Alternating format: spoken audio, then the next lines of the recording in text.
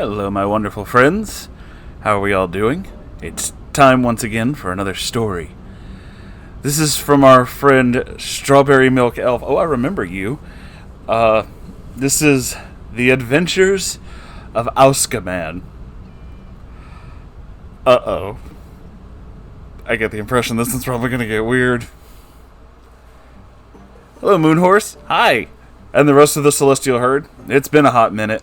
I believe it's been about a year since I've shared a story here, and after speaking with one of my friends, we decided now is the time some tea shall be spilled. I come bearing tales of a weeaboo Neckbeard, who has been the bane of myself and my friend's existence for almost a year now. So let's get into this story, and to make it a little easier, there's a name key. Myself, my friend Jay, and of course, our weeby Neckbeard, Asukaman. Oh boy. I think I already know where this is going. We begin our series of unfortunate events in August of 2019.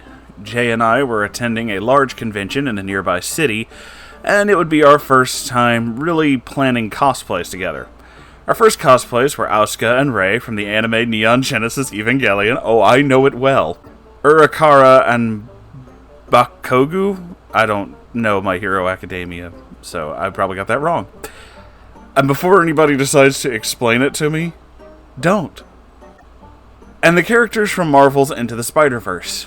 We spent a lot of time planning these cosplays, and we're really excited to be attending this convention together. One thing you need to know about Jay is that she knows everybody. Seriously, this girl is super friendly and hands out immaculate vibes on the daily.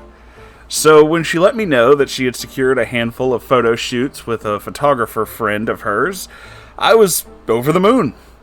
Cosplay photographers are very difficult to book, so never mind a free shoot. So our journey began with us going to bed before the first day of the convention, finishing up small details on our cosplay and listening to r/ on YouTube. And you didn't listen to me, I'm offended.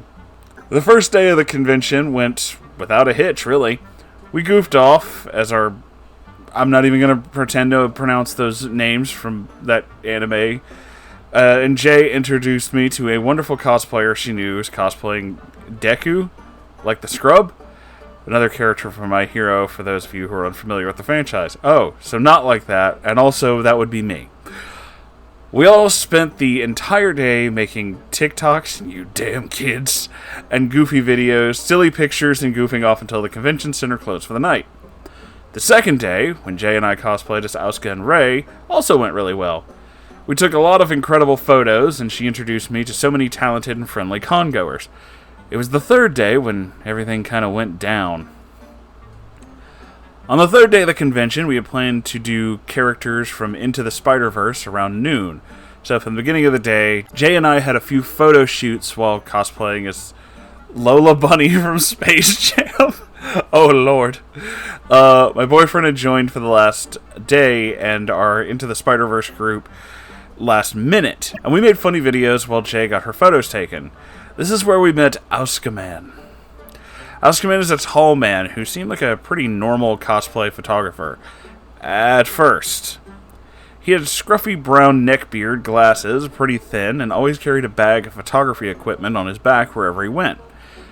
We introduced ourselves, and I immediately noticed the Evangelion tattoo he had. I complimented it, and we talked for a while about the show, our favorite fight scenes, and even shared some memes. It became very, very clear, very, very fast, that this man really loved Asuka, a 14-year-old character who fights the antagonist of the series in a giant mech called an Eva in the show. And at this point is where I finally get to say something super weeby. Actually... No, but they aren't actually giant robots. It's a thing. There's a thing. Everything's a thing. Also, there's a reason why they're all teenagers, and it's disturbing. He had photos of different Asuka cosplayers in his phone's camera roll that he had screenshotted off Instagram, pictures of the actual anime character saved to his phone, and spoke mostly about how she was the best girl in the series. Oh, we're going to have a long conversation about certain things by the end of this, aren't we? The best girl argument is something that comes up often in the Evangelion fandom, so under normal circumstances, I wouldn't have thought twice. Ava 6 is the best girl. Fight me. However, this grown man seemed to be intensely enamored with this young teenage anime girl, and that did strike me as rather strange. I dismissed it, however, rookie mistake, since I don't want to immediately jump onto the he's a creep conclusion. I really wanted to give him the benefit of the doubt. Maybe Asuka is just the character he related to the most, I don't know. When it was time for him and Jay to shoot, I figured all was well and went off to the side to film goofy videos with my boyfriend. All was not, in fact, well. I don't remember much from Jay's photo shoot, but I do remember hearing Asukaman instructing her to, quote, open her legs more. Ew. For a certain kind of shot. Okay. Whatever, I guess. I shrugged it off. As long as Jay knew the guy, I guessed it was alright. Around a week or so after the convention, Jay messages me telling me I have to have a look at the pictures Asukaman took of her. First, I'm super pumped to see my friend's cosplay photos, but then I actually saw them. Almost, if not every single one, of her photos had an HQ view of the most intense front wedgie we've ever seen. Oh, he's a creeper, alright. Yeah. And when it comes to a selfie or a quick photo on your phone, it's common to see wardrobe malfunctions here and there. However, when cosplaying professionally and working with a high-end photographer, there was always an unspoken agreement that the photographer not only instructs the cosplayer to pose in a flattering light/angles, but also to help whenever there's an unnoticed wardrobe malfunction. Every photographer I'd ever worked with had helped me out with this before. What was even more shocking is that it seemed many of these photos subtly used her crotch as the center focus of some points. Some photos even looked artificially intensified. Somehow I'm not surprised by this. Had this been a lewd or boudoir-themed photo shoot, our reactions wouldn't have been so intense, but Jay had made it very clear that she did not want her pictures to be like that. She was cosplaying as a character from a kids' movie, and didn't take lewd photos in general. She messaged him back when he initially sent the pictures, asking him nicely if he could edit out the issue going on with her pants. But he straight up just refused, saying, "I'll see anything wrong with her pants." Jay had to explain to Asukaman in detail that she wanted her issue edited out of the pictures because it made her very uncomfortable. This man refused to even acknowledge the fact that she had an obvious problem going on with the shorts and refused to edit them, period. Both of us are already shocked, but ended up laughing it off, thinking this must have been a really bad shoot. Offhandedly, I asked her where she had met this guy, which is when she told me she hadn't. At a con she went to earlier in the summer, she and another friend cosplayed as Asuka and Rei from Evangelion as well, and he had come into her DMs asking to shoot her for free. At the time, he had mistaken her for the Asuka cosplayer, her friend. When she revealed that she had actually been the girl cosplaying Rei, he had already asked to do the shoot with her. After concluding that Jay would just have to edit the photos herself if she ever wanted to post them online, and joking that maybe he had a weird thing for bunny front butt, but we both decided not to work with him again after that. The months rolled around to our next convention. A big one. Jay and I would have to take 2 overnight buses to get there. We had planned our cosplays for this convention when we had planned our cosplays for the last one we'd seen Asukaman at. We worked tirelessly, spending overnights at Jay's house, con crunching, sewing, crafting, gluing, and marathoning the Muppet movies. Around a week before the convention was set to kick off, Jay receives a DM from our dear Asukaman. He had contacted her saying that he would be attending the same con, and asked if she wanted to shoot with him. Now normally, when a photographer asks a cosplayer to shoot with them, they do it free of charge. In the more formal world of cosplay, up-and-coming photographers will ask cosplayers they are friends with, or that enjoy the work, to do a free-of-charge photo shoot with them to expand their portfolio. When a cosplayer contacts the photographer, this is when the photographer will explain their photo packages and prices. But we already know Asukaman doesn't tend to do things normally. When Jay accepted, she believed that he was asking her for free, since he had worked with her for free last time. However, he then sent the list of prices and package details. He had offered her 4 HQ photographs for $80. Wow. That is an absolutely ridiculous price. Generally, $80 could get a cosplayer 40 to 60 raw HQ photos. This obviously offended Jay. She didn't know why he had asked to work with her if he wanted to be paid. When she messaged me about this, we both agreed if he had worded his message differently, it wouldn't have been so shocking. If he'd asked, would you be interested in booking a session with me, rather than, do you want me to take some pictures of you, it would have been a bit more clear. But again, we both gave him the benefit of the doubt, thinking he might be new to this whole thing and just needed to get his sea legs. Jay politely declined the offer, telling him we're already spending a lot of money at this con and she needed to budget, but we might run into him there. When the day finally arrived, Jay and I stayed up 24 hours, hopping buses, staying an hour in a station in New York City, and finally making our way to the convention center at 7 a.m. Thank whatever powers that be for 5-hour energy to this day. I would not have survived without it. The convention, though we had planned it for months, didn't turn out all that well for either of us. Which was disappointing, but not every con can go perfectly. For the entirety of the 4 days we were there, Asukaman had relentlessly messaged Jay asking if he could shoot with her. Jay stressed that we're skeptical and that he would just ask for a paid shoot again. He did not respond. She was already booked with photo shoots back to back, and when he learned that he wouldn't get a response from her, he came to me, DMing me for information on where she was. Jay and I stayed in separate hotel rooms for that con, so I genuinely didn't know. But I did tell him I knew his prices, he had posted an ad for his photography on Instagram, and that I knew that Jay was trying to save money. I know that, but I just want to get some pictures, was what he messaged me back before I told him I'd let her know, which I did, and we were very much not able to afford such an expensive photo shoot for this convention. We managed not to run into him while at that interaction, but it would not be the last time we saw him. The last time we saw him was just before the Backstreet Boys reunion tour. Jay and I had decided on a whim to attend the gaming con in her city, without tickets, just to hang out in the public areas, cosplays, and meet up with some buddies.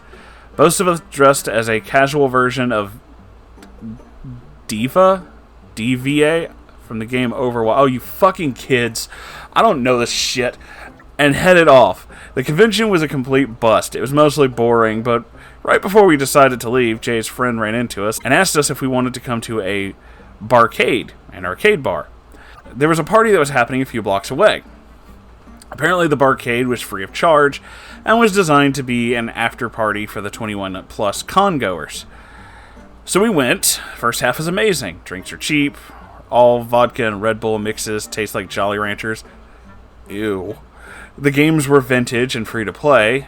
There also ended up being a DJ that night. Jay and I had a few drinks, talked to some people, made some new friends, and Jay even got hit on by a random stranger.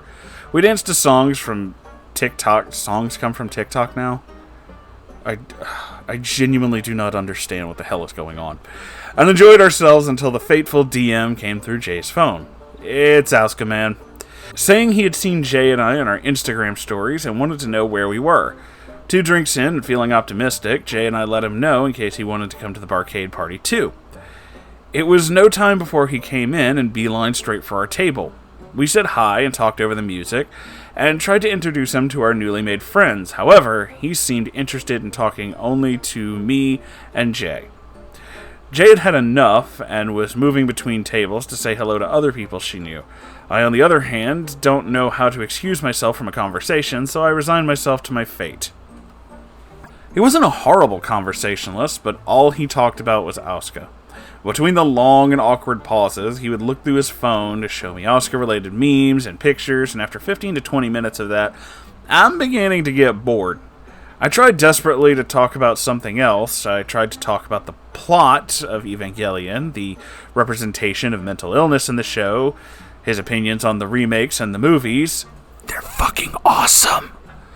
Anything I thought he might find interesting, but all I got was a nod and a and then he would turn his focus back to his phone, looking for the next Asuka-related image to show me. Trust me, as a nerd myself, I understand geeky hyperfixations, but this was an intensity I'd never seen before.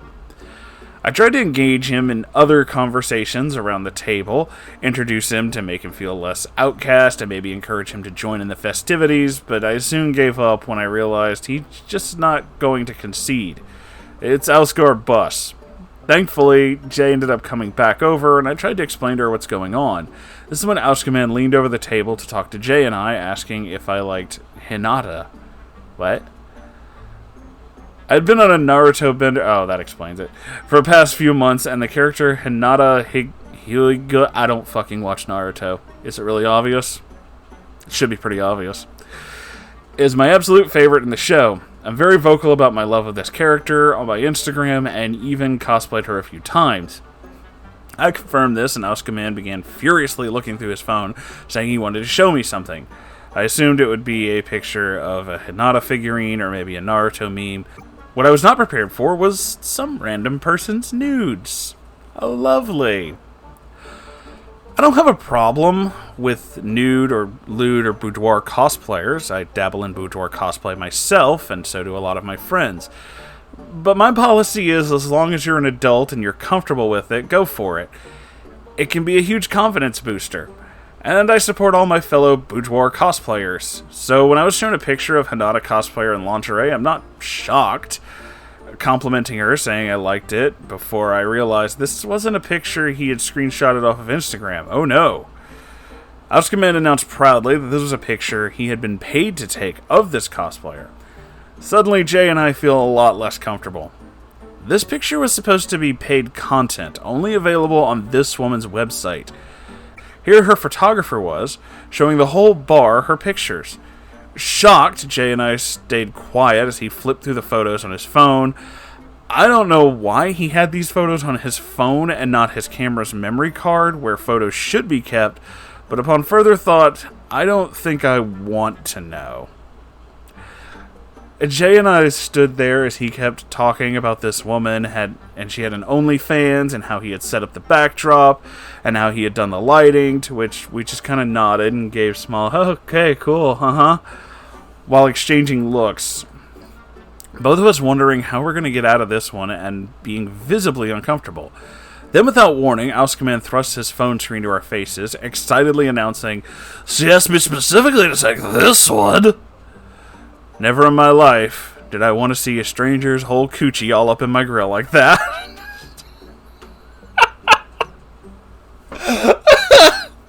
I'm sorry, that one got me. Jay gave a loud "oh!" while I stayed frozen. Both of us are intensely uncomfortable and unsure of what to do. We didn't know this woman at all. We hadn't wanted to see all of her business like that, and we sure as damn well wouldn't want her photographer showing that to everyone at the bar. This time, we had no benefit of the doubt to give Asukaman.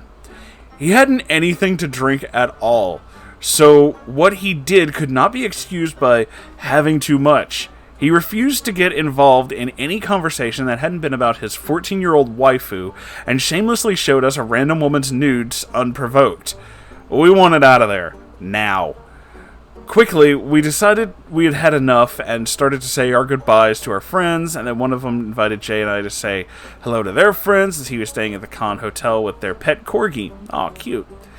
So we agreed, happy to get out of there, before realizing Asukaman decided he's coming too. Yeah, he wasn't invited, but it seemed he didn't care. Both of us were too awkward to tell him to leave us alone, still recovering from the photo he had shown us. We walk, mostly in silence, trying to save face with pretty mundane conversation. After we said our hello and goodbye to her friends and their dog, Jay and I, followed by Asukaman, made our way to the convention lobby and sat there for a minute. That was when Asukaman asked, so what's the move now? Without even needing to look at each other, we're on the same wavelength, and quickly told him, we're getting an Uber home. We took one last goofy video before our driver arrived. All the while, Asukaman stood by and silently watched us. When it was time to go, we waved him goodbye and practically ran to the Uber. For months afterwards, Jay and I talked about what he had shown us, how uncomfortable it was, and how horrible it was to just show random people a client's nudes. It didn't matter if he took them or not. Those photographs were her body and were only meant to be seen by people she wanted to see them. That was her business, and probably how she made her money. Showing that to us, and to the new friends that we had met around the bar, was a huge invasion of privacy on everyone's part. Jay and I still feel pretty grossed out about it to this day. The obsession with a teenage fictional anime girl was strange enough, but then to add the weirdly focused crotch shots and showing people a stranger's entire vagine, yeah, needless to say, we dropped him after that encounter. It's been months since Asukaman has reached out to either Jay or myself, and we're hoping it stays that way. Neither of us want to have to tell him off and bring up how showing everyone at the bar that picture, because neither of us even know how to go about it. Part of me wishes that I hadn't frozen and I said something right then and there, but I guess we always wish we had done something differently in hindsight. Hopefully Asukaman puts two and two together and realizes why we don't respond to his DMs or messages anymore, and hopefully we never run into him again. Thank you for reading, Moonhorse. Well, thank you for sending this story in. And thank you to everyone else reading and listening. Remember, if he's in love with a fictional teenager, refuses to acknowledge he basically took a front wedgie fetish photo without consent, or straight up tries to show you a stranger's nudes, run.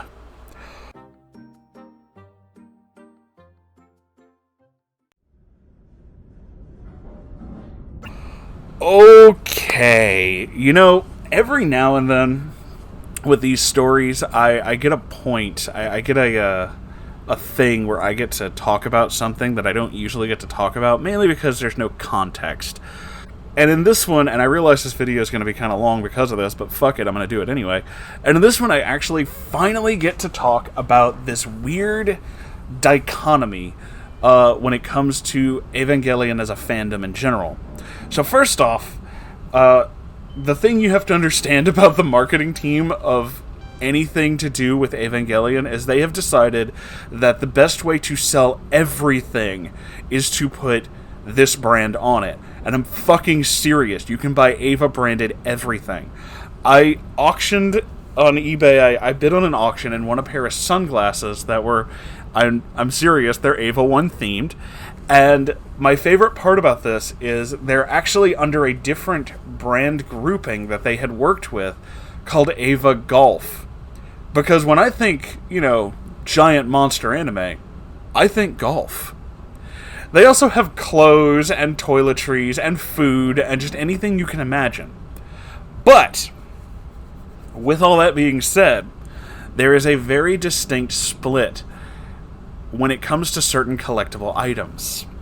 So, the guys who are marketing this are not in any way, apparently, worried about anything. Their whole thing is, we want to sell to fucking everyone. And apparently these guys have realized one very important aspect when it comes to marketing to neckbeards. Neckbeards have money. So they will fucking make anything. There are a lot of questionable material surrounding certain female characters in this anime. And yes, they are quite young. I don't want to get into why they have to be that young when it comes to this, because that would spoil a whole bunch in the show and all that. But there is a whole line of these figures, and they're very risque figures. And yes, that is a thing, and I'm not... you know what? I'm willing to bet this guy probably has all of them, if not at least most of them.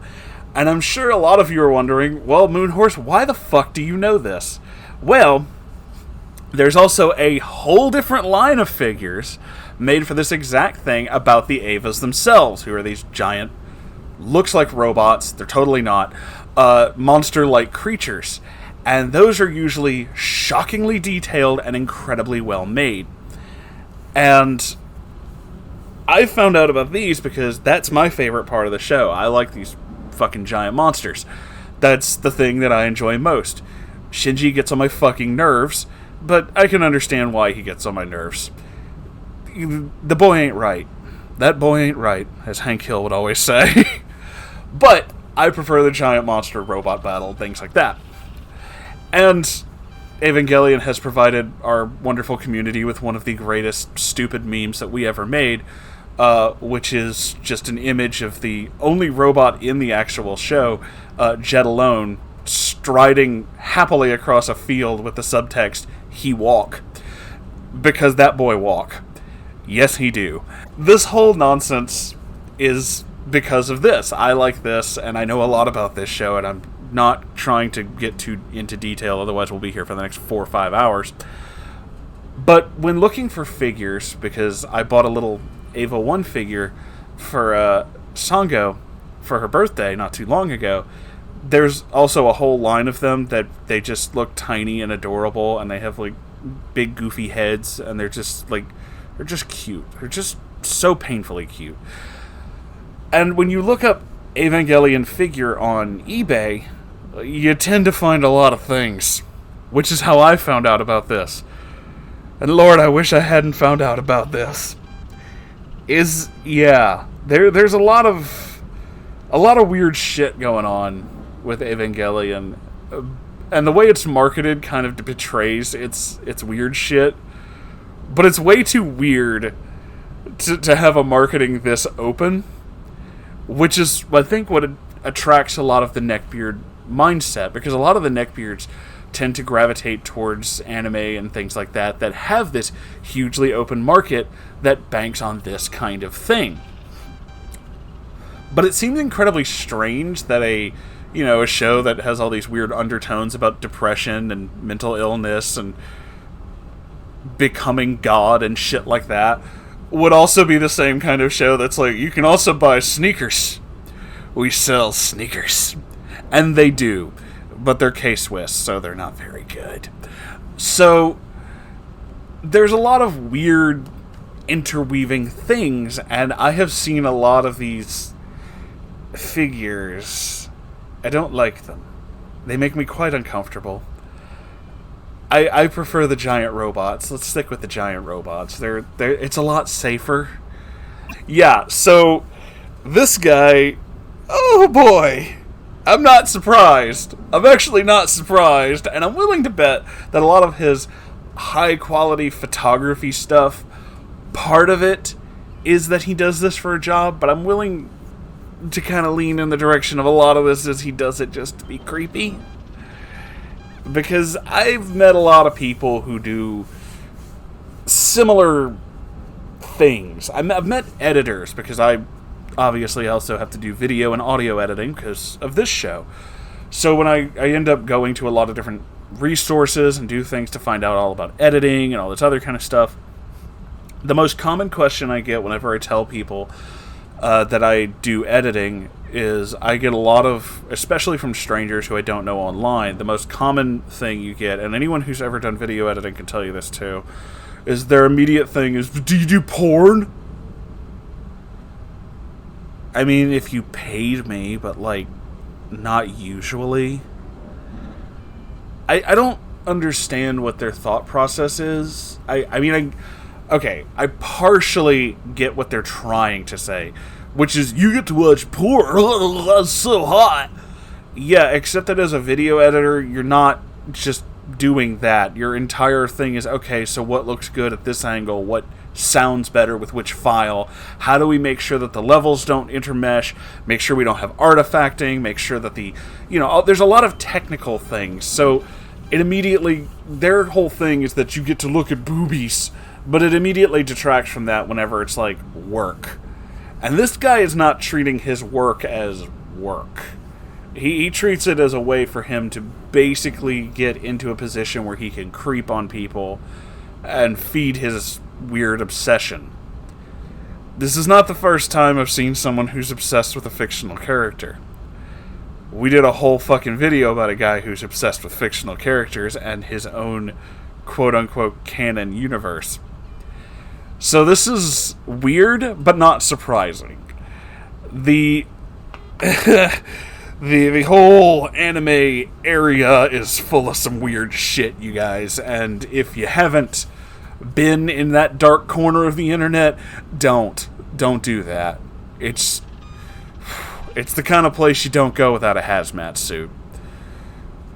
Yeah, I've seen things that I'll never recover from. But, with that being said, I would like to tell you all that I love you guys. You are the best audience on the entire fucking internet, and I mean that. And if any other, creators on this platform think they have a better audience than me, fight me. Physically, we'll throw down. Anyway, I love you so very much. Please be safe at whatever cons or whatever that you're going to, or anywhere that you're going. It's still dangerous out there. Everything's still fucking crazy. And I'll see you in the next video. Okay, I love you. Goodbye.